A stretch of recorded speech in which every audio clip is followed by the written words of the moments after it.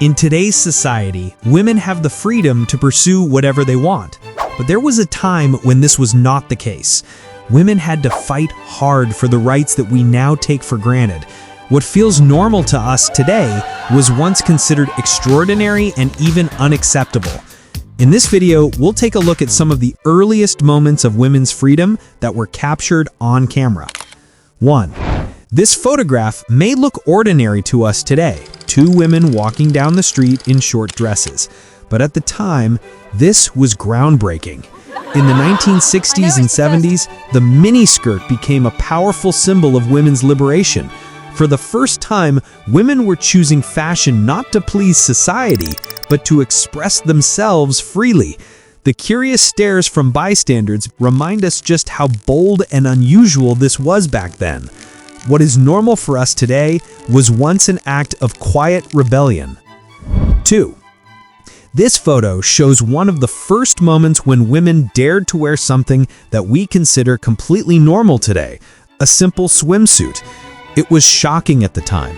Society expected women to be fully covered, even on the beach, but women like her began to break those rules. For them, it wasn't just about fashion, it was about freedom. The freedom to move, swim, and live life on your own terms. She was jailed for it. 3. It's almost unbelievable that just a little over a century ago, women in the United States didn't have the right to vote. That changed on August 18, 1920, when the 19th Amendment was ratified, finally granting women this fundamental freedom.